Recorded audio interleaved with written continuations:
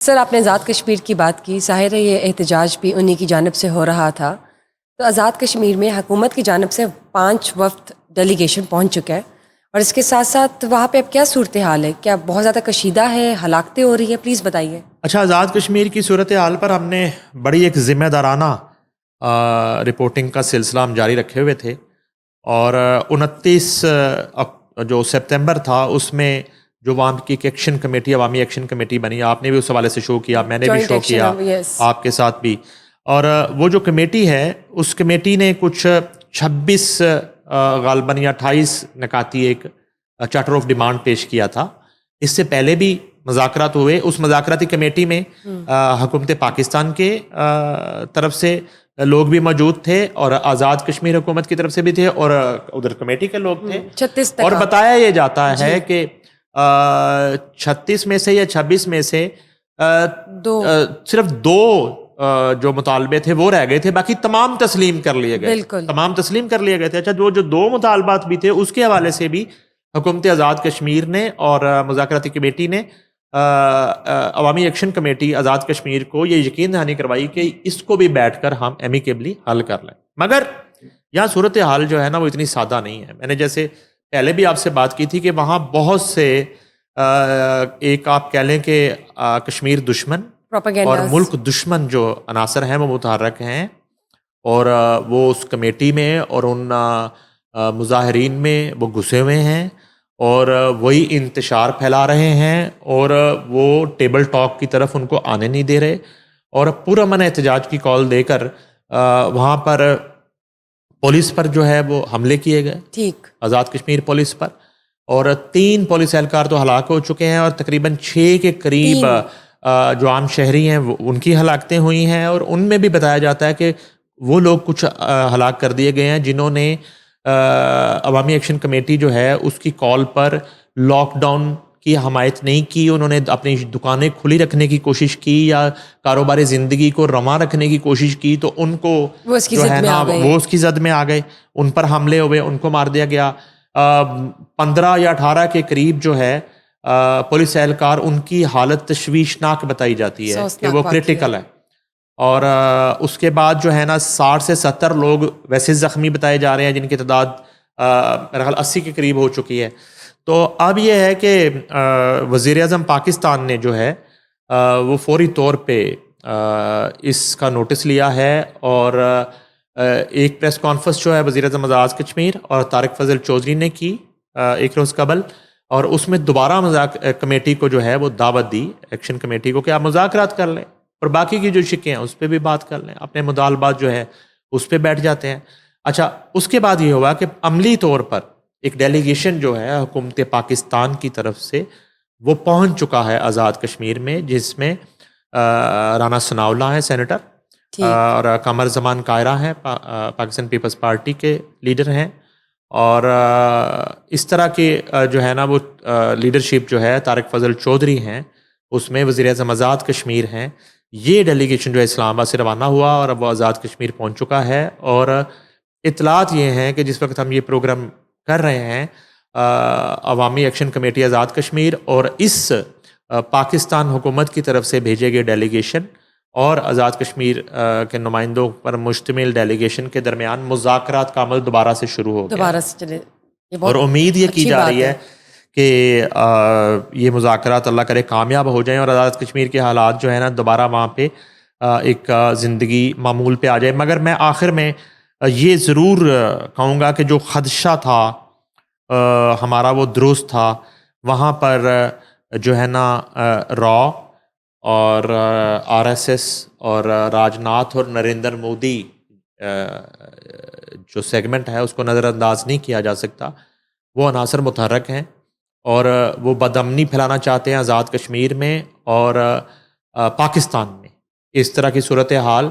اور وہ راجناتھ کی جو سپیچ ہے کہ بہت جلد آزاد کشمیر ان کی جھولی میں گر جائے گا، تو اس پہ ہم نے پہلے بھی کہا تھا کہ آزاد کشمیر کے عوام کو اور خاص طور پہ یہ جو مظاہرین ہیں ان کو تھوڑا سا الرٹ رہنے کی ضرورت ہے. اس صورتحال کو بھی کا اثر نو جائزہ لینے کی ضرورت ہے، نہیں کر سکتے، اور ہوش کے ناخن لینے کی ضرورت ہے، نہ کہ جوش کے ساتھ جو ہے نا فیصلہ کیا جائے. اتنی بڑی آگ بڑک اٹھے کہ پھر نہ ان کے بس میں رہے اور نہ حکومت پاکستان کے بس میں رہے. تو معاملات کو جو ہے، کیونکہ دیکھیں کشمیر کے لیے پاکستان کی جو جد و جہد ہے 1947 سے اب تک وہ ناقابل فراموش ہے، اور آج بھی پاکستان ہی وہ واحد ملک ہے جو پوری دنیا میں کشمیر کی آواز اٹھا رہا ہے. اور میں کہتا ہوں کہ یہ غزہ جنگ بندی کے بعد جو ہے مجھے لگتا ہے کہ کشمیر کا ایشو بھی اس سطح پر اٹھایا جائے گا کہ یہ بھی اب سلوشن کی طرف جائے گا. بالکل بالکل. تو ایسی صورتحال میں یا اس ایک نوشتہ دیوار جس کو کہتے ہیں اس کو پڑھ کے بھارت جو ہے آزاد کشمیر میں بد امنی کی سازش کر رہا ہے.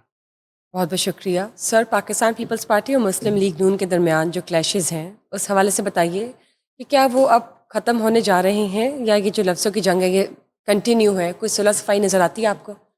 اچھا، اس میں یہ ہے کہ لگ تو یہ رہا تھا کہ جیسے اسلام آباد میں بھی مذاکرات ہوئے اس حوالے سے، اور یہ جو سر جنگ ہے اس کے باوجود اس کے کہ جو آزاد کشمیر میں ڈیلیگیشن گیا اس میں پیپلز پارٹی کی نمائندگی ہے عوامی ایکشن کمیٹی کے ساتھ مذاکرات کے حوالے سے. مگر ادھر صورتحال جو ہے پنجاب اور سندھ خاص طور پہ جو حکومت ہے اس میں اسی طرح کشیدگی جاری ہے.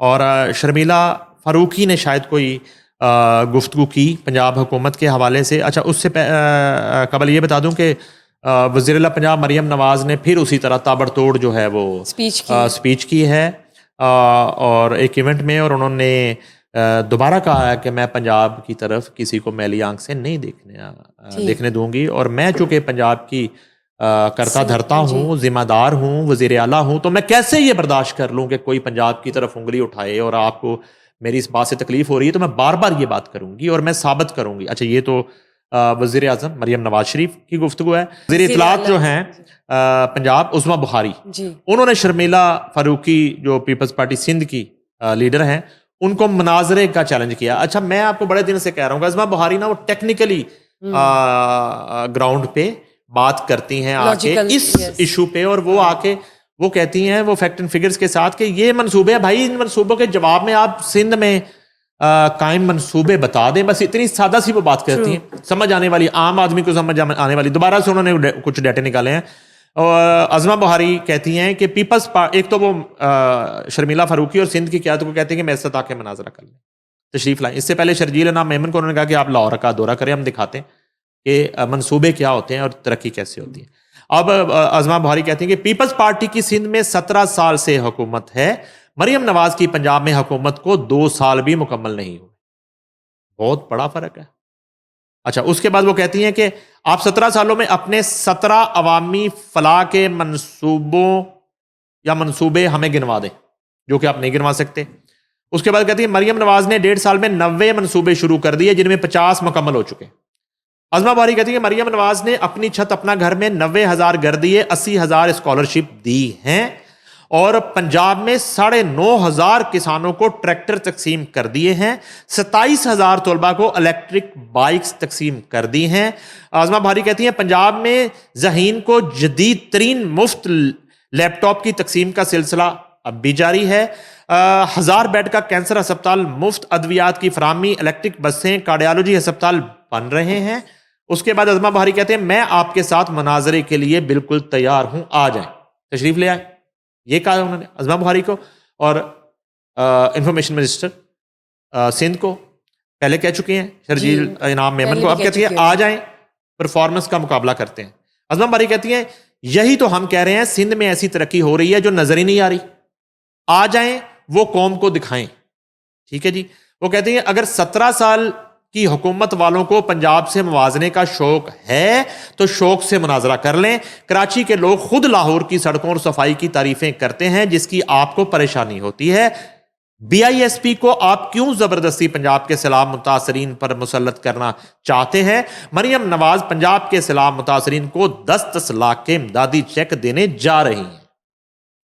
ٹھیک ہے. اب یہ ایک بہت بڑا انیشیٹو ہے. وہ کہتی ہیں کہ آپ BISP کے ذریعے سندھ کے سیلاب متاثرین کو 10-10 ہزار دیں، ہمیں کوئی اعتراض نہیں. اب جو ہے نا ایک بڑا عجیب سا معاملہ ہے.